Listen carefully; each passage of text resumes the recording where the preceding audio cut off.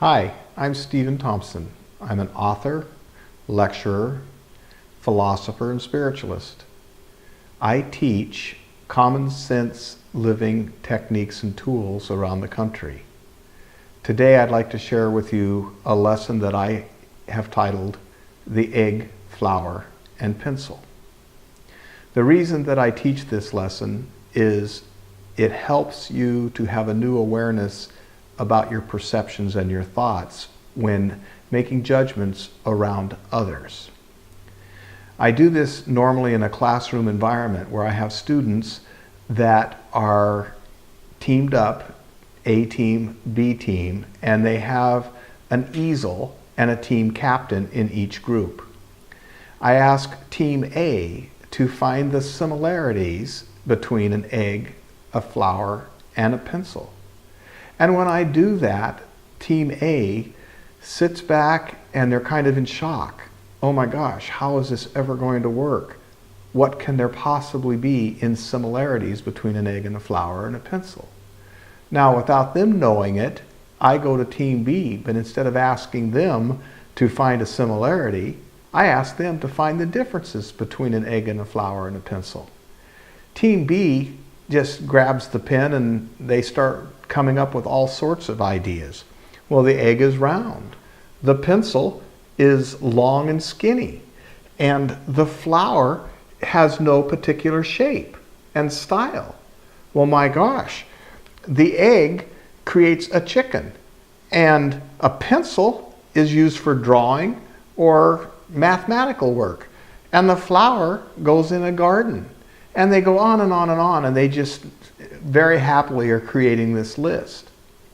Team A, however, is starting to form as a cohesive group because they are faced with a challenge. And all of a sudden, because there's no rules, one person in Team A says, well, an egg has a beginning and an end. It's going to be an omelet, or, it's going to be a chicken. A pencil has a beginning and end. It can be creating artwork, but it starts to get ground down until there's nothing left of the pencil. And the flower has life, but at the life, after the flower season is over and the buds have stopped, it has an end. Look, the egg has a center, and it's a yolk. The pencil has a center, and it's graphite. And the flower has the fluids going up and down in the center that nurtures the blossoms. And so what I find when watching my groups is the people that really take a little extra focused time on the similarities start to almost celebrate when they find the similar things between the egg and the flower and pencil. There's more laughter in that group. The other group is just almost on rote throwing out differences. So after the prescribed time of about 15 minutes, I have each group share what they found out. And it's quite amazing the energy and positiveness that comes from the group that has really worked a little harder, but they found the similar traits, compared to the group who just kind of with boredom expresses what was different about the egg and flower and pencil. Then that's when I bring the lesson. And the lesson is this. When you focus on similarities, positive things start to happen. And all wars are fought over differences.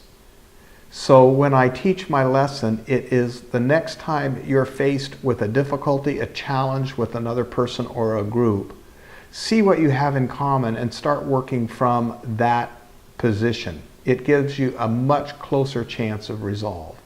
If you focus on the differences, usually arguments ensue and people go away disenchanted. So for today's lesson, always focus on similarities over differences when you're starting to resolve any kind of conflict. Now, if you liked this lesson, you can always find us on our trade name of It Just Makes Sense. We have books, we have other lessons, and other products. So you can always find us at itjustmakessense.com. Thanks for sharing this time with us today.